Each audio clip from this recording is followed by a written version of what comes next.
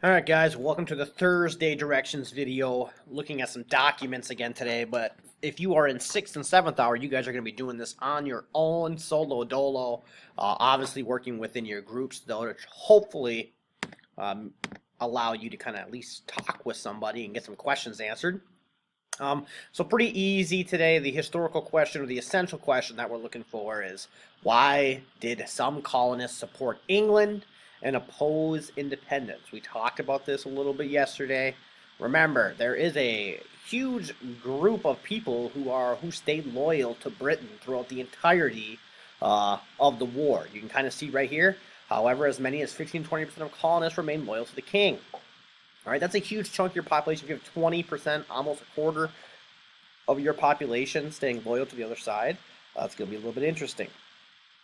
All right, so let's just get down to the two documents today. You have document A here, you have document B here, and then you just have the organizer. So again, you're just going to be answering the sourcing questions for A and B. You're going to be answering the close reading for A and B. Based on this document, what can you infer about what life was like in the colonies in the 1770s? Again, you'll answer that for A and B. And then for the last question, based on the two letters, how did loyalists feel about England's rule over the colonies? What would people who disagree with them say? So it's a two-part question. Okay, so you're kind of looking at both. You're taking the overall synopsis of both A and B, and you're answering the question. So based on document A, document B, how did loyalists feel about England's rule over the colonies? So how did the people who were loyal to the king feel about the colonies? So that's part one. And then the second part is you have to think about the other side and what would the other side say to kind of counter-argue them. All right, so this one is based on the letters, right? So this is still like you're going to have an exact answer here from the documents. Okay, this is what they said. This is what they felt. Now, if I was someone against them, this is what they would probably say, or this is what they could say. So for this part, you're going to have to kind of think on your own and write down your own thoughts. But for everything else, all these other questions, there's going to be legit answers. So there is a wrong and a right answer for this one. Okay, the only one that's not is this part right here, the second part of the cooperation. But the rest will be legit answers.